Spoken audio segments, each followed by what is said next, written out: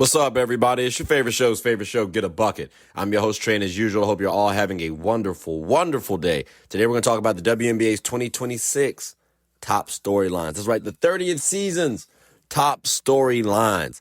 Off the break, expected contenders. Listen, if you've already heard before, I don't need to talk too much about it. But my expected contenders are, in fact, the New York Liberty and the Las Vegas Aces. While there may be some other teams that can challenge them, make it a little interesting. The expected contenders, I only got two. Because again, depth-wise, Liberty are in fact the best team. And then talent-wise, Liberty are in fact the best team. And then the Aces are defending champions. So they have the cohesion, they have the experience, they have the grittiness. Liberty got a chip on their shoulder. I ain't gonna lie to you. We might be seeing Liberty versus Aces again. So again, the expected contenders, ladies and gentlemen, if it's not Liberty or Aces, one of the two meaning, I would be flabbergasted, right?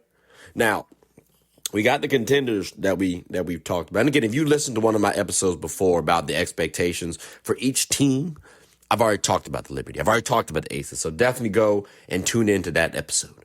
But now, another top storyline.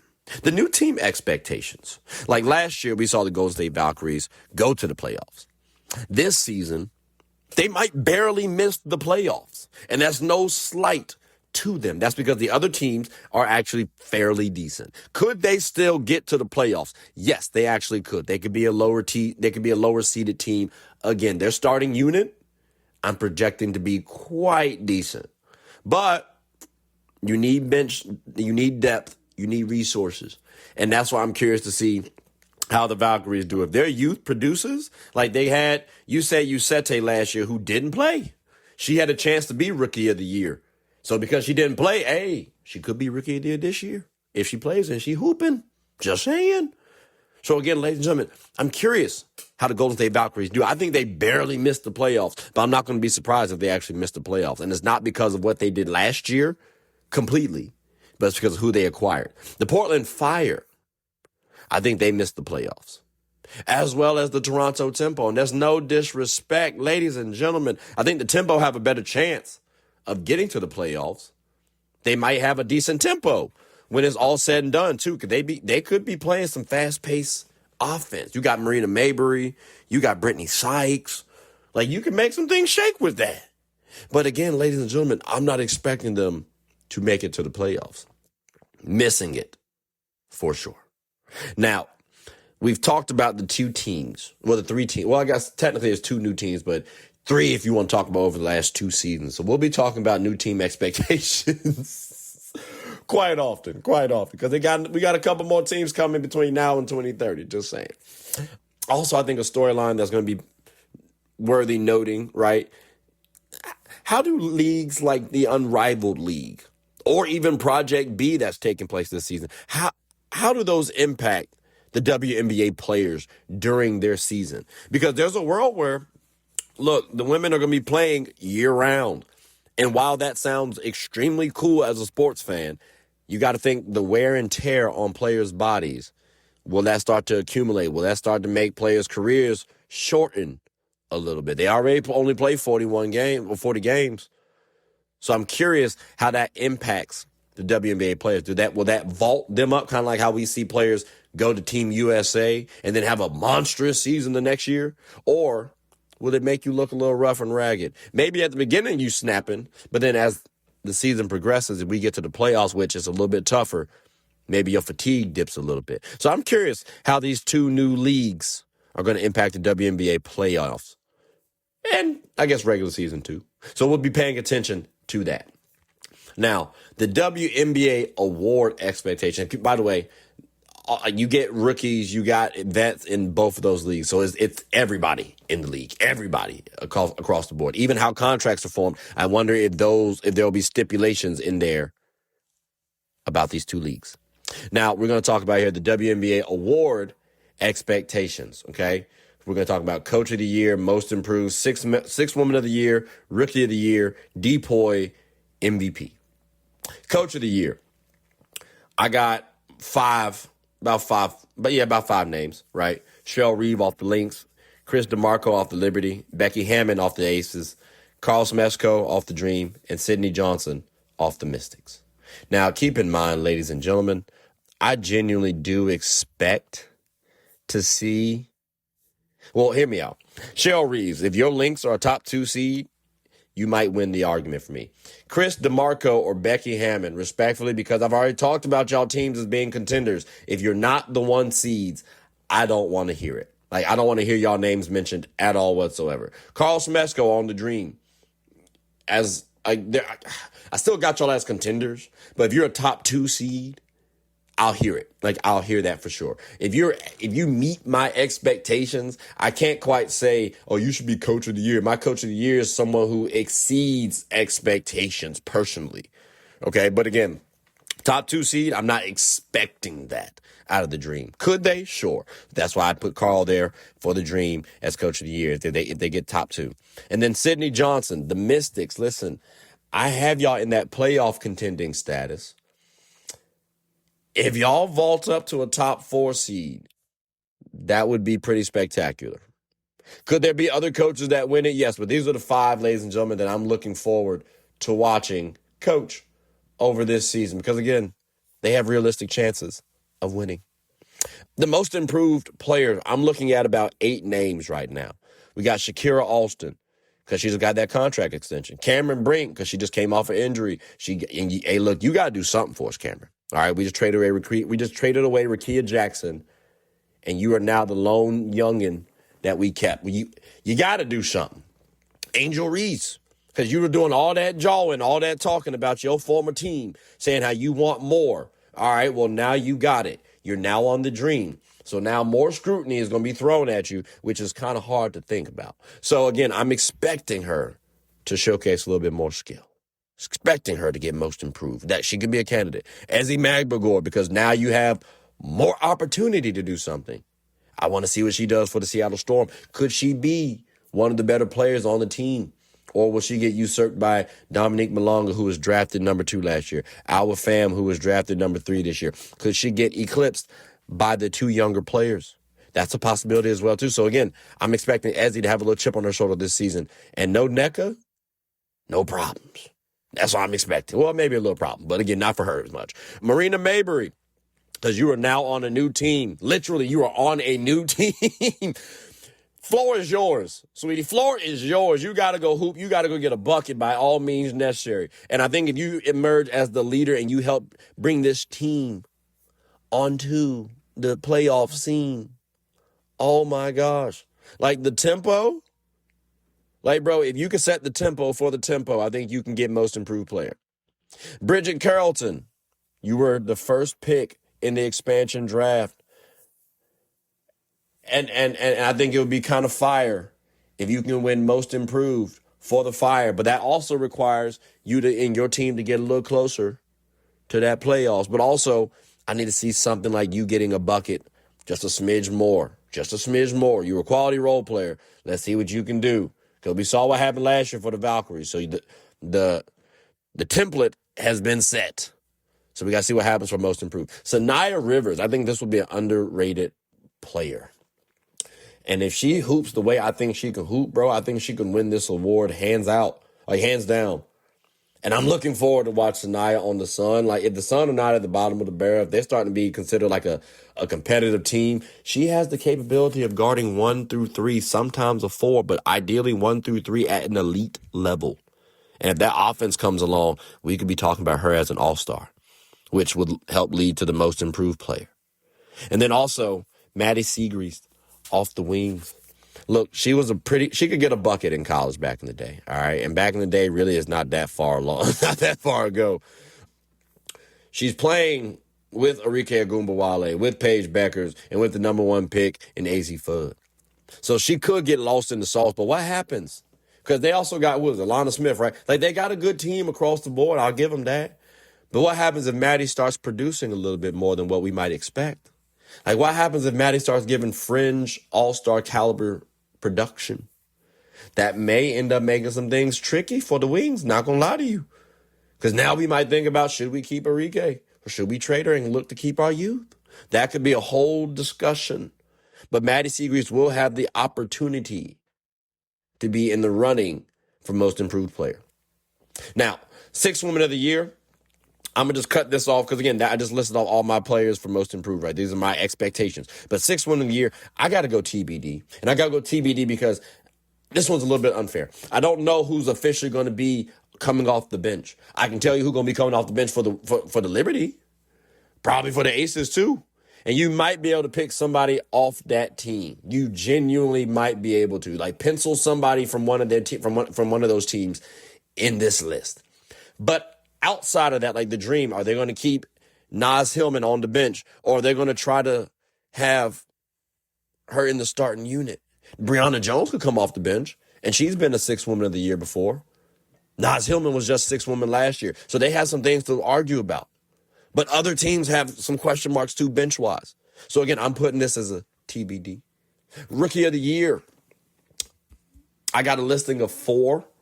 Could we go 5 and throw Flau'jae Johnson in here? Maybe. But I'd like to see how she does a little bit better because, again, the direction I think the Storm are going to be going, that could be a little tough if Flau'jae sees enough floor time. Does she have the talent? Yes. But our fam, because of her ability, because of her height, I think she could see the floor. Also, them trying to experiment a little bit, her versatility. Again, our fam is also in the running for Rookie of the Year. Both of those players, her and Flau'jae, are on the Storm. So whichever one gets more tick, and if the Storm start to integrate these players into the starting lineup, that could be a case for them making Rookie of the Year. AZ Fudd, she could get 6th Woman of the Year candidacy because she could be coming off the bench, getting the bucket herself. But what happens if her team makes a playoff push and Arike gets traded before that? And AZ gets interjected into the starting lineup and she starts hooping. That's a case for Rookie of the Year.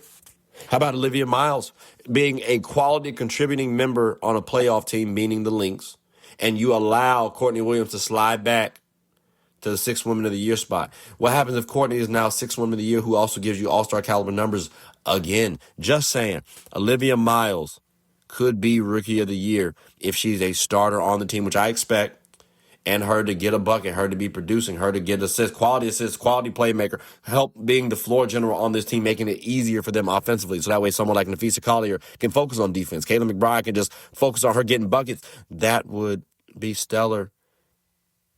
Then we also got Lauren Betts, who, she could be coming off the bench as well, too, at 6'7". But what happens, ladies and gentlemen, if she ends up starting and dominates?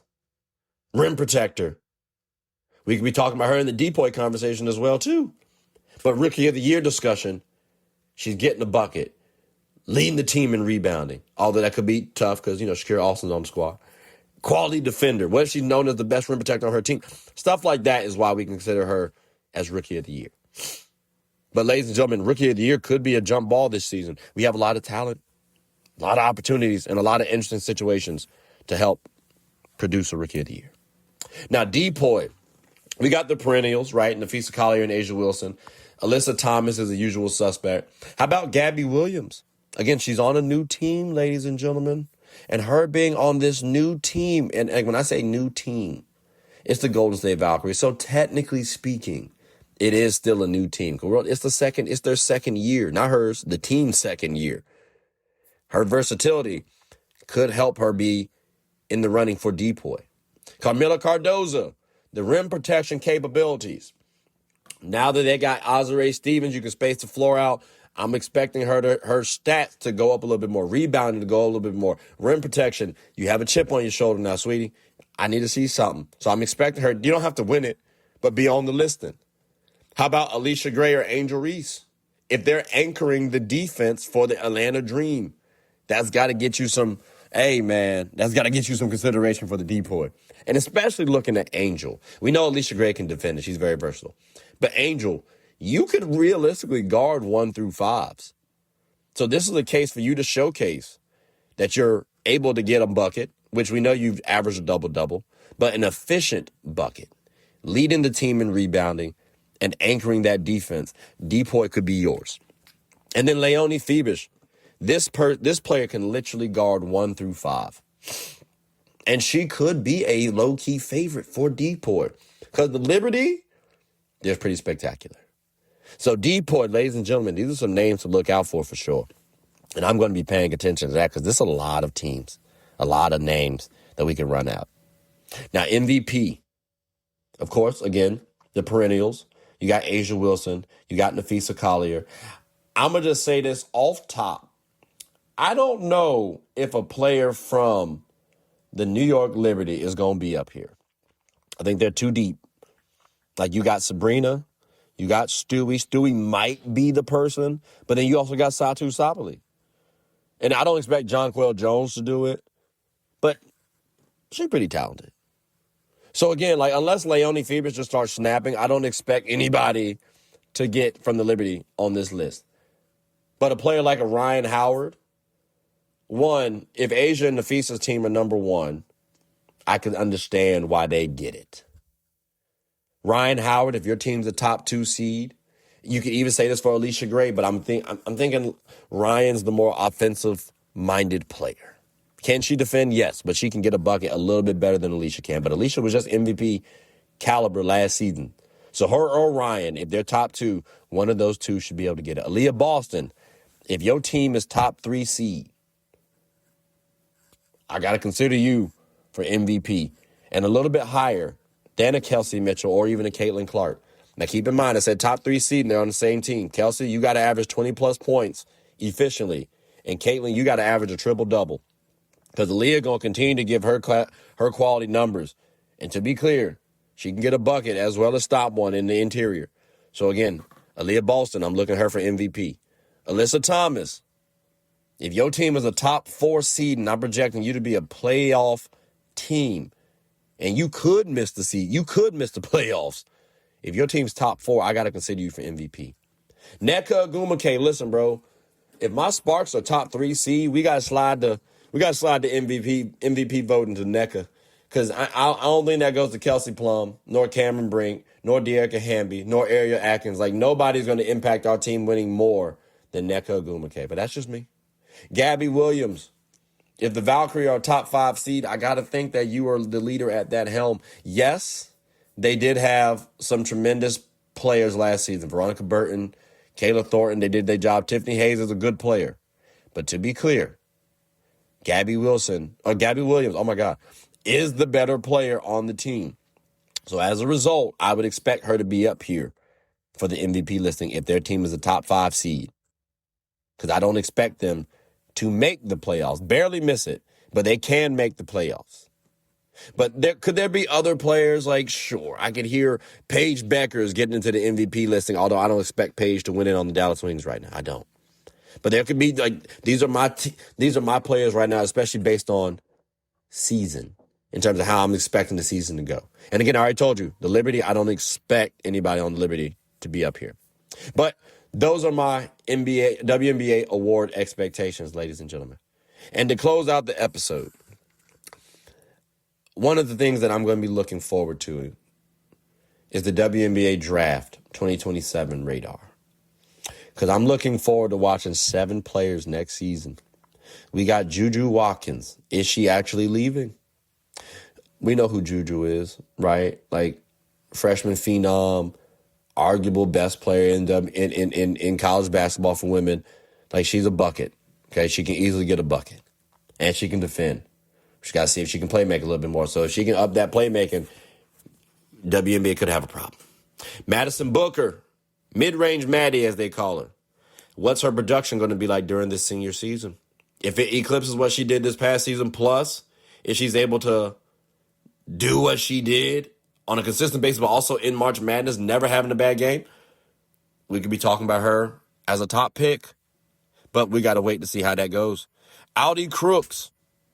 Look, and there's no easy way to say this. I'm not body shaming, but if she can lose a little bit of weight, get a little bit in better shape, I think that can go a long ways. Because in the WNBA, you're gonna have to move them puppies.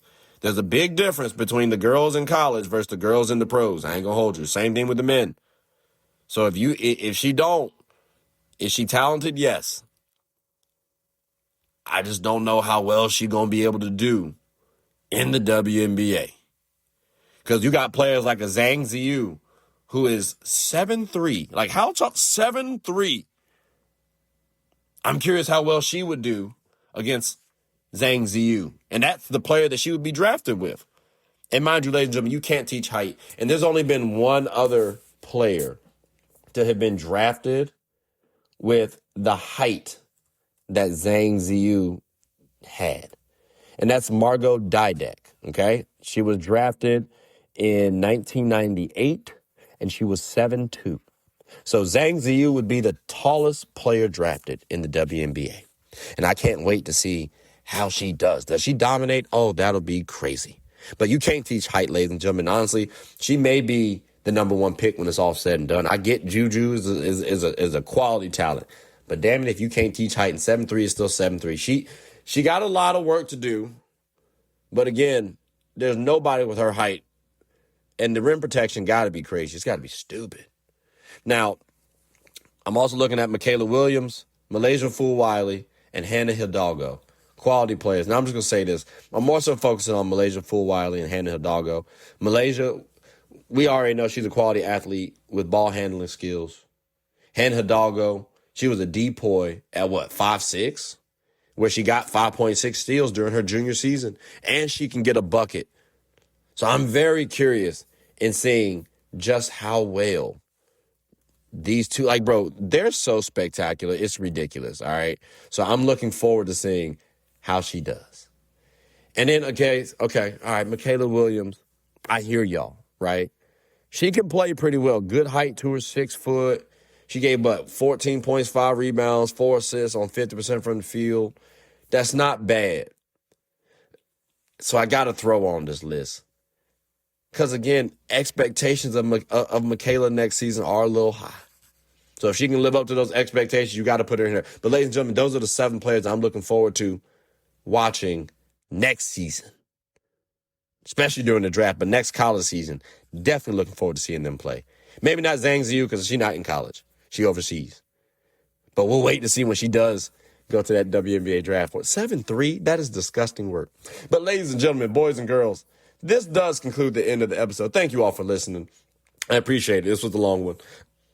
So y'all hear my expectations or the top storylines that I'm going to be following for the WNBA season. I'm curious what y'all all think. Is there a top storyline that I didn't say? Is there something that I missed? Are there any draft picks or prospects that I forgot to mention? How about in terms of the awards? Did I overlook somebody? Did you guys think I was unfair? I'm curious your thoughts. But ladies and gentlemen, boys and girls, like I said, that does conclude the end of the episode. So please make sure to like, subscribe, comment, and tell anyone who's anyone about 1, the WNBA, but then 2, my show. My name is Trey. I'm the host of Get a Bucket. I hope you are all having a good one. Take care.